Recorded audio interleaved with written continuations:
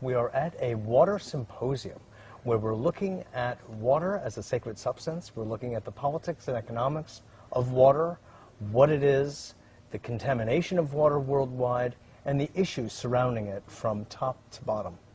In that light, we have one of the most renowned doctors who have come out publicly about the subject of water and is the author of two most interesting books.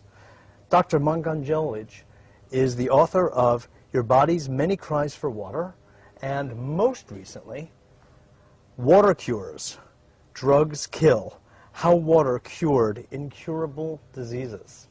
His premise is a startling one, and one that has utterly rocked the medical community. We're very glad to have the doctor on with us today because what he has to tell us can save countries billions and literally trillions of dollars and help to create a much healthier world. Doctor, so nice to have you on with us. Thank you, Mitch. Absolutely. It's now, my pleasure to be on the air with you. Oh, good. I'm very glad. And talk to your audience. Beautiful. Well, they've been waiting to hear from you for a while. Because Well, I've made reference to your work before. I hope they sharpen their ears because what I have to say is very important to them. Now, what is the basis of your initial inquiry into this? Well, about 22 years ago, I gave 2 glasses of water to a person who was labeled with a disease called the peptic ulcer disease, and he was under excruciating pain. 2 persons carried him to me, and I had nothing to give him at that moment of the evening. I gave him 2 glasses of water, and the pain diminished, his pain diminished, and within 8 minutes it disappeared. And that is when the world of medicine changed. For you. For everyone. Yeah. Because I realized that water has medicinal properties, the like of which we have never understood. As you know, I'm a trained medical doctor. I was trained at St. Mary's Hospital Medical School of London University. I had the honor and the privilege of being selected as one of the resident doctors of my own university, and then I had the extreme honor of being one of the last students of Sir Alexander Fleming, who discovered penicillin. I'm telling you this to let you know that I was brought up in scientific environment of medicine. So when I discovered that water has medicinal properties, I realized that this topic was never taught to me at the school, and I became curious, so I continued to research the medicinal properties of water. And in 2 years and 7 months, I treated over 3,000 people with peptic ulcer disease with water successfully. And I made a report on this discovery, and it was published as the main editorial of the Journal of Clinical Gastroenterology in June of 1983. And New York Times picked up the article and commented on it, and it was syndicated all over the world. Announced to the world that water had medicinal properties. I was hoping that someone would pick up and take off from there in the scientific medical community, and I was surprised when I discovered that nothing was happening. So I became a little bit upset with my colleagues in medicine, because this is a tremendous discovery to realize that water is a medication, but no one is looking at it. Or acting on it. But let me just ask about that study where you got 3,000 positive cures. Yes. How many were the number of people in the study? Oh, there were lots of people. 3,000 cures was every single one who tried the water got cured. Oh, so 3,000 of 3,000 got the cure? Yes, oh, absolutely. Okay. This is the important thing. Sure. Because then I came away with the understanding that these people were just thirsty. I was quenching their thirst. And we in medicine had labeled thirst as a disease. So this was the challenge before me. Oh, thirst is considered a disease? Well, in modern medicine, yes. That's what they are doing. They're treating all these so-called diseases of dehydration with medication. That is why we have the sick care system. That is why we have a so-called sick care system that is costing this nation, American people, $1.7 trillion every year, and it's rising to 12% every year. Well, because we in medicine never understood water, never realized that water is important, and we've always thought that it's a solid matter that dissolves in the water in the body that's important. so you helped to change the paradigm from thinking about the solid or solutes to the solvent. That is the correct. liquid. That's in 1987. I presented the guest lecture of a cancer conference under the title of Pain and Need for Paradigm Change, explained that the diseases of the human body occur when the body becomes dehydrated. That dehydration is the origin of pain and disease in the human body, including cancer. And this shocked the scientific community. Yes. It really shocked them to total silence at the conference. But one by one afterwards they came and thanked me for this information, because I had explained to them it's not this one item, one particle or another particle that causes the disease. In my approach, it's a system upheaval. A system, when a system is not functioning, it's that system that produces symptoms of dehydration that we've assumed to be disease conditions. So basically what you're saying, doctor, is that virtually all, if not all, diseases are really caused by systemic dehydration.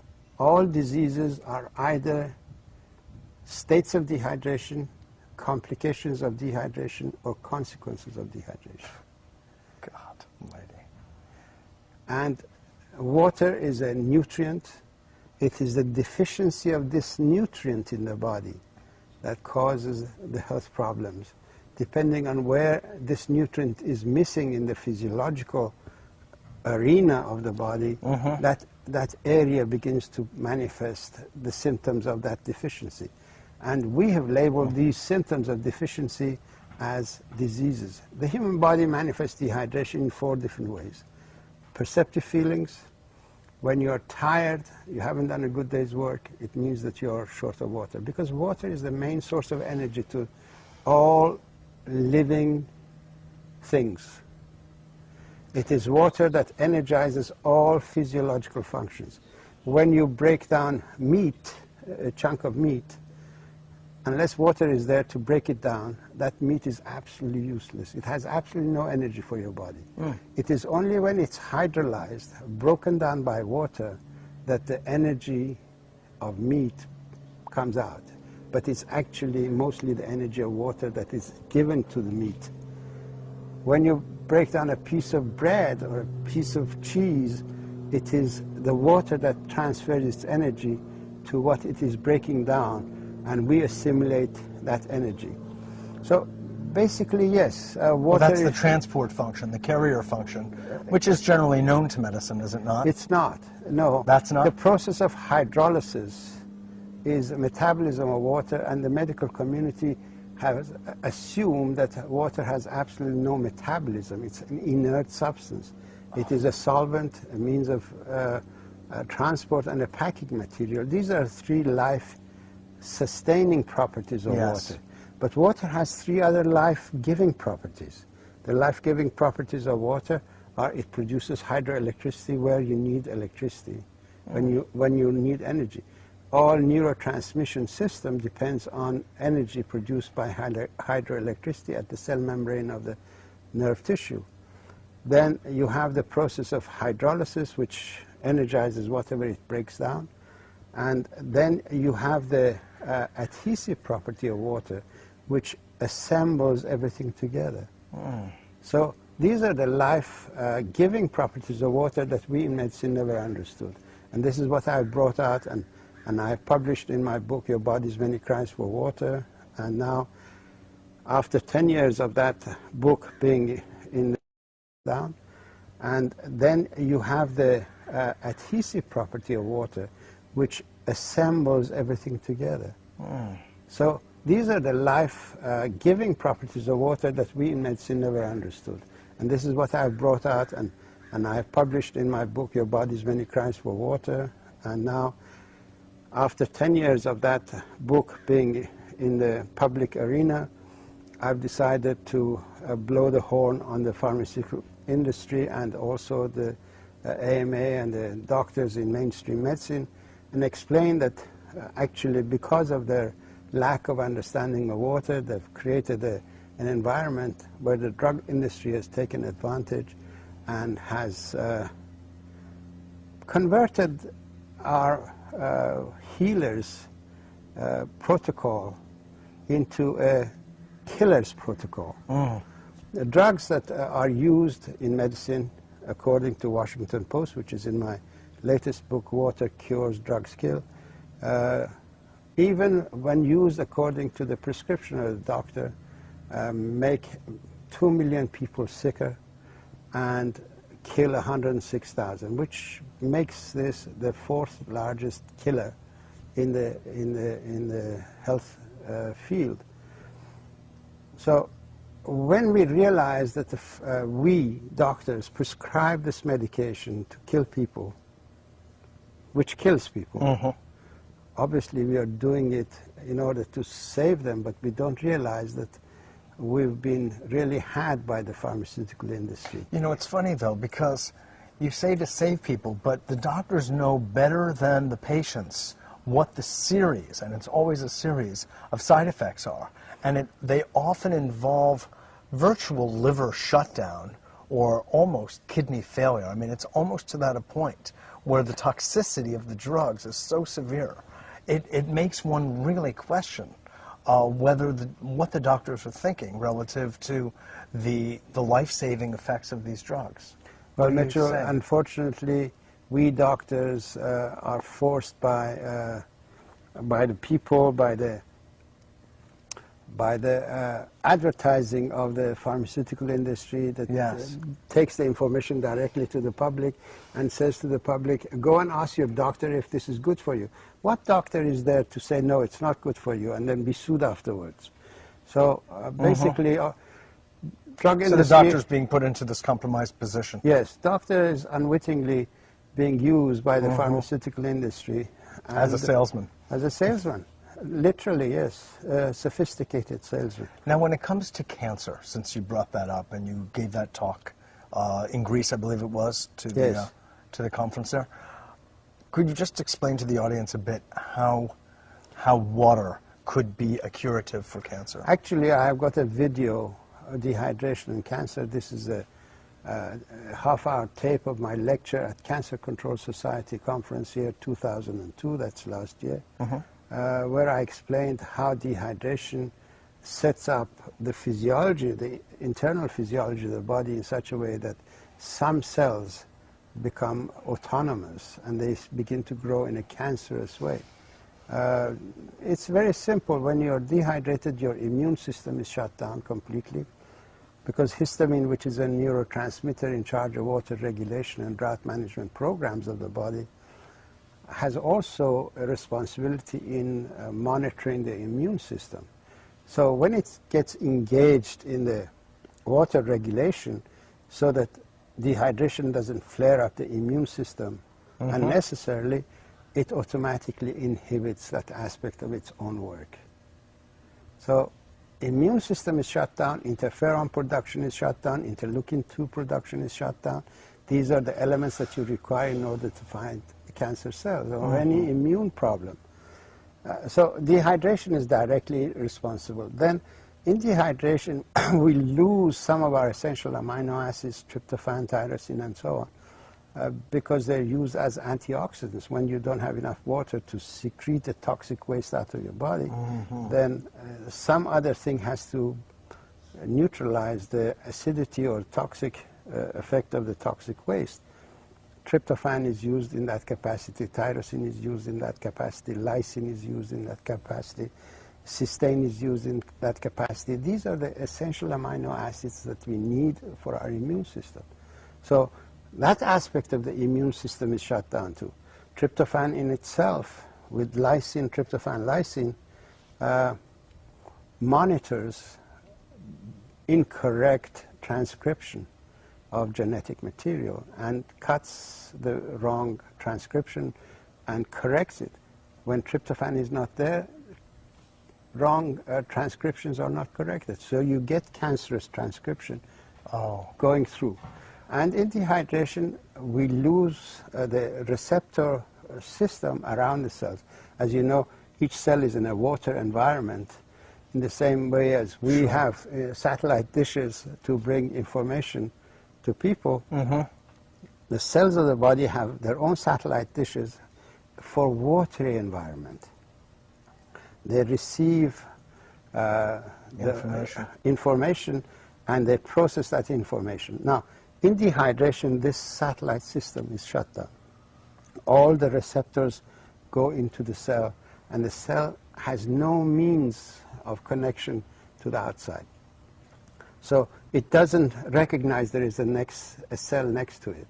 So it begins to grow and expand and expand. So it breaks boundaries, and that's why cancer becomes a lumpy thing, because its receptor system of the cells have gone. I see. There is a lot of... How about, though, then in rehydration? If they come back. They come back. And a lot of people have actually been... And then the tumor and the cancer cells will actually reduce and dissolve? There are quite a number of testimonials in the book Water Cures Drugs Kill of people whose cancers have disappeared. Lymphoma has disappeared, cancer of prostate has disappeared, and so on. Pancreatic cancer? They all go, but the ones that are in the book... It's a question of when. They all go, because we need to study water as a anti-cancer medication. Once we do that, for each different discipline, we need to have a protocol for that. Sure. But personal observations of people is that their cancers have reduced. Now, you brought your findings to the AMA, to the FDA, to NIH. Yes. And they ridiculed it. Obviously, what I propose... It drove them to drink. What I propose is not a money-making situation. So right. The sick care system survives and thrives on people staying sick. If they cure people who are sick, then there is no reason for their existence. So they realize this outcome, and naturally they try to push this information out of the way. But as philosophers of science have said, Thomas Kuhn, when such a situation, conflict arises, then you have to go to the public and let the public be judged. Yes. And that's what I have done. These books are in order to arouse the public and inform the public that this is an issue before them, and they should force the government, the NIH, the FDA to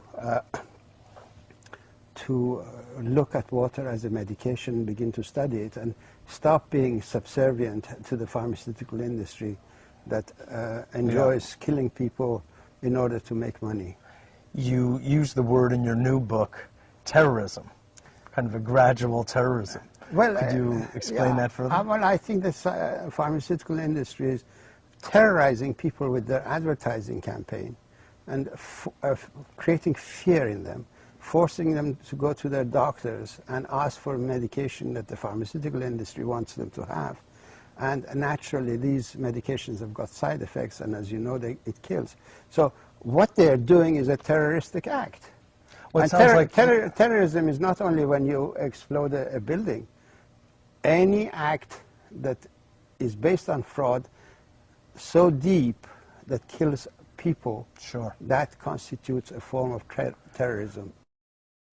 Any act that is based on fraud so deep that kills people, that constitutes a form of terrorism. Well, you can go to the pharmaceutical industry, whose entire basis, I mean, this is what it sounds like you're saying, it's just not their advertising, but it's their very definition of existence, their very premise is in that sense, a homicidal act. If compared to water treatment, which you're saying is all people need, then to take any kind of medication is taxing the body instead of giving something to the body. Mitchell, people need water, and they need the right nutrients, and they need a right understanding of the limitations of their body. If they behave within those lifestyle premise that the body is designed, if they buy a Cadillac, the Cadillac tells them, put this gas in the car, you can't take it here, you can't take it there, bring it back for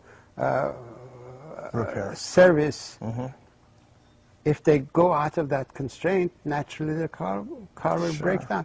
Sure. Nature has told us you need water for your everyday function, because we lose about 2.5 quarts of water a day, every day of our body. We lose a quart of water in breathing. Every time you breathe out, a lot of water leaves your body. You lose about a quart and a half in urine formation because you need to get rid of the toxic waste. You lose some through perspiration, not sweating, perspiration. So just the breathing of the skin.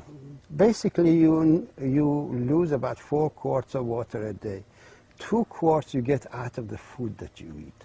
But other 2 quarts, 2.5 quarts, depending on the weather and so on, you need to replace that every day. If you shortchange the body with the water that it needs, and you give it beverages that further dehydrate the body, caffeinated beverages dehydrate the body, alcoholic beverages dehydrate the body. There is a certain amount of validity in taking fruit juices and vegetable juices, but you can't replace the entire water needs of the body with these juices. So basically you need water in order to survive. You need the minerals. The essential minerals are calcium, magnesium, potassium, selenium, zinc. These are the intracellular minerals. If you give the body this mineral or eat a diet that contains these minerals, you also need salt. For every quart of water you need a quarter teaspoon of salt, because there are 2 oceans of water in the body. 1 ocean of water is inside the cells. The water that you drink goes into the ocean inside, and the salt that you take keeps some of that water in the ocean outside of the cells. These 2 oceans have to be in balance in the same way as Atlantic and the Pacific have to be in balance. Once you take the water, you take salt, you take these minerals, no disease will have a chance to appear. Then you need the right diet for repair mechanisms and for raw materials, for neurotransmitter formation, for creation of proteins and so on. Basically, if you behave like this, the body is capable of living into 150, maybe even 200 years in the right environment. Sure, sure. Not 60 years, not 50 years. That's way too short. Early death. So your main prescriptions then, doctor, are water, at least a couple of quarts of water a day. Yes. And for each quart, a quarter teaspoon of salt. Minimum amount, yes. Because for the mineral content. Yes. And salt should be basically a sea salt of unrefined salt. But unfortunately, unrefined salt doesn't contain enough iodine. So people who are taking sea salt also need to supplement with a little bit of iodine. They can get it from kelp, or they can get it from these multivitamins, 1-a-day vitamins that everyone should take. Right, I see. And with these very simple, very inexpensive items, a person can maintain the health and live a very great long life. Yes, absolutely. If we teach this to the school children, we can save them from a whole lot of problems. Obesity? Obesity is a complication of dehydration. We can save children from complications of dehydration. Their education ability will improve. Their tendency to addiction will disappear, because addiction is another way of showing that the body was short of water and we substituted. Oh, yes. When you drink water, you secrete endorphin in your body. Endorphin is the natural opiate of the body. When you don't drink water and you're hooked to that opiate, then you go and take the drugs that stimulate the opiate sensors. Okay? Yes. Water will help people get off the drugs. God. It's the universal solvent. It's a universal solution to the human body. And no one invented water. No one has got exclusive rights to water. And I have no claims to any water company. I don't push water because there is any reward in it. I am a scientist, a medical doctor, a healer, and I'm interested in people getting the truth. And that is why I've written my book. If you hand me the book, I'll show it to the people. This is the book that people should read. Water Cures, Drugs Kill. This is 28 pages of explanation of why dehydration is the origin of disease, and there are 186 pages of how water cured the incurable diseases when the pharmaceutical drugs could not. It's a revelation that will transform the entire structure of medicine all over the world.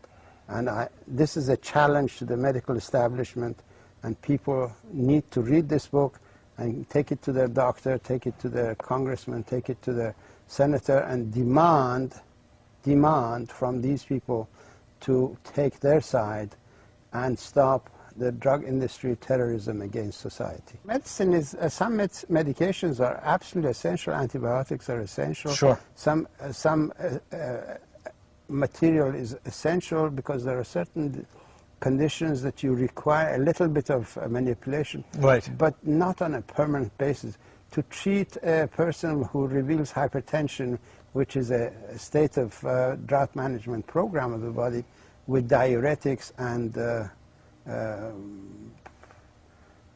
beta receptor blockers and calcium receptor blockers, this is a crime, truly a crime. I know that the medical community does it in ignorance, but nonetheless it's a crime against humanity. Water is a better diuretic than anything that they produce in the diuretic field in the labs. Right. Well, your work is definitely world-shattering and of great benefit to humanity. So, well, on behalf of humanity, I want to thank you. No, I don't try to. I don't try to make it that big, but it is. Water is big. You don't have to make it. It is. Water, and I know the receptivity of the book, the reception of the book, has been that. Water is big. Yeah. Water is a medication against a whole host of human health problems. I've written AMA, FDA, and the NIH will have to stop being a party to the drug industry's rape of America. Their business as usual approach to healthcare can no longer be acceptable to the people who fund their existence. Well put. Well put. Thank you again. My pleasure. Work. Absolutely. Thank you. This is Mitchell J. Rabin for A Better World, on location in Santa Barbara at the Sacred Water Symposium. And this is but a taste of the kind of work that we'll be doing here at this conference. Thanks so much for joining us, and I look forward to seeing you all next week.